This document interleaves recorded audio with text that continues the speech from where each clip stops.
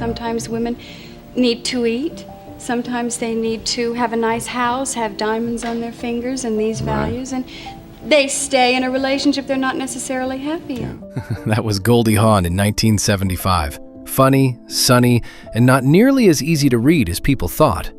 That I wanted to give that baby the first year of his life with his mommy. 3 years later, the laugh was still there.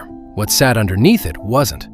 I need a man to love and to share a life with. Goldie could make the room laugh before she'd finished a sentence. But on Johnny's couch, the laugh was only the way in. What came after was the part worth staying for.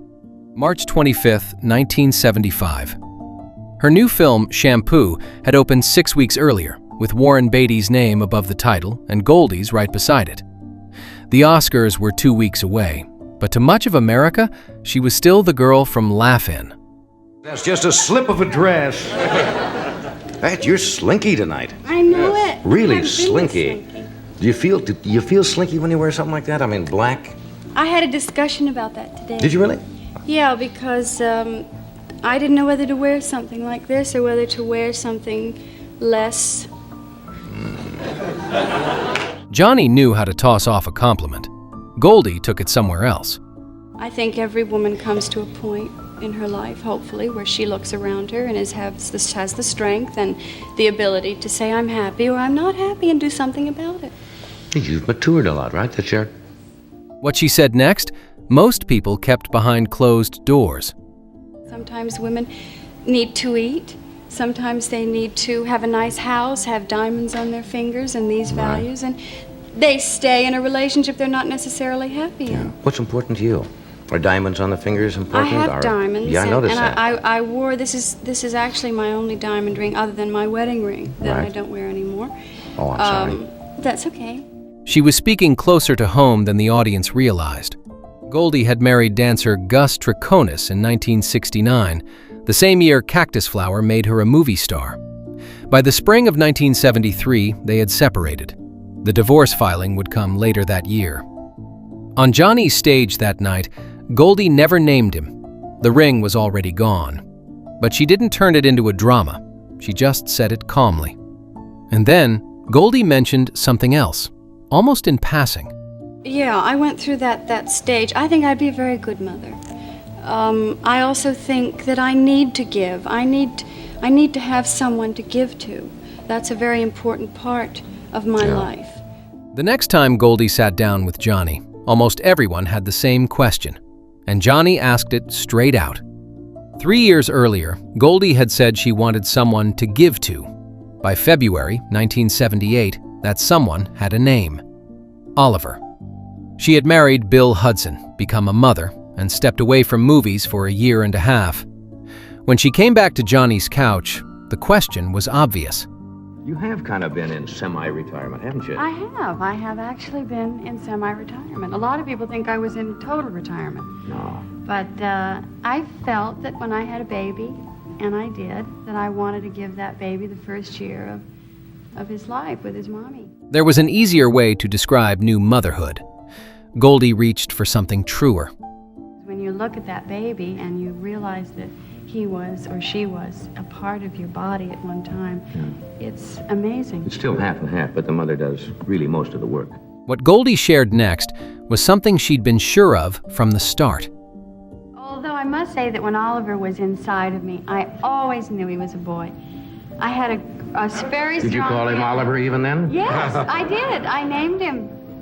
We named him. I was 3 months pregnant. We named him. And you said Oliver is... This is a boy. Is in residence.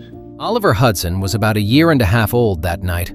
And for Goldie, that was reason enough to let the movie business wait.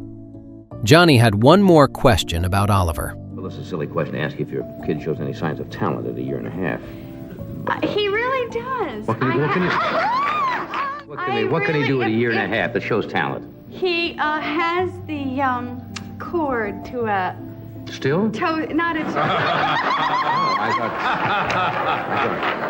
I thought they took that off right away. Excuse me, I didn't mean to interrupt you. Oh, that's funny. If you enjoy moments like these, subscribe. We share a new one every week. 2 years later, she'd be back one more time with a hit movie, 2 children, and a private life under strain.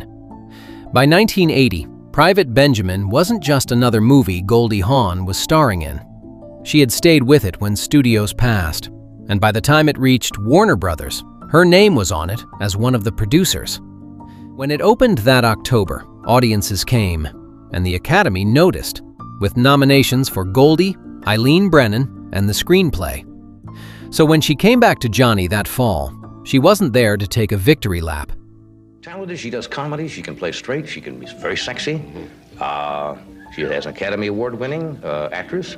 She not only stars in this title role of this picture, Private Benjamin, but I understand she was also the executive producer of this film. Wow. Would you welcome Miss Goldie Hawn?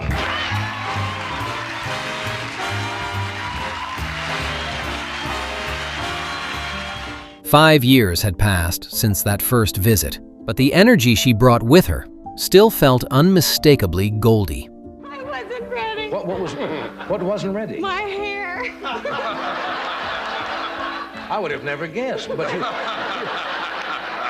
you've always worn your hair though in kind of a carefree spirit, haven't you? I have, actually. It's kind of a contrived carefree spirit. Yeah. Johnny asked her about the part of the job nobody puts on a poster. Or have a certain amount of control. You don't have as much control as I thought you might have. Yes. Never do you? No, you don't. But you do get your foot in the door, and you do get to manipulate it a certain way. And I tell you, after you do something like that, you never know. It's like throwing craps, or roulette. Yeah. Off stage, her life was harder than any of it looked. Her marriage to Bill Hudson was ending.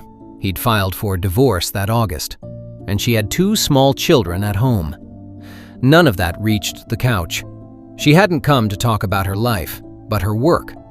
She had her own way of finding out how audiences felt about it. And I went into the theater the other night, and I saw these people. Did you sneak in? Yes, I snuck in. I sat down, in the aisle there by the door. Want to see what the reaction was? Oh, my God. I mean, it was 1,500 people, Capacity House, and it was like a football game. They liked it, huh? They loved it, and I thought, my God, with all the arguments and all the things that go on, as you know when you're doing this, you think this will never be over. It's going to be terrible. Nobody's going to want to see it. And this is what happened. Yeah. And then Johnny asked something closer to the heart. Goldie answered it without flinching. And it does complicate your life as well, because I'm independent. I don't need a man for the kind of conventional things that women need a man for, which is putting food on the table and asking him if I can buy a new dress and, mother may I's. And I need a man to love and to share a life with. And Across 3 visits, Goldie kept telling Johnny who she really was. A woman who could stand on her own, put her child first, and still want someone to love. The world kept selling the giggling blonde. Johnny just kept making room for the rest of her. Maybe that's why these moments still hold up.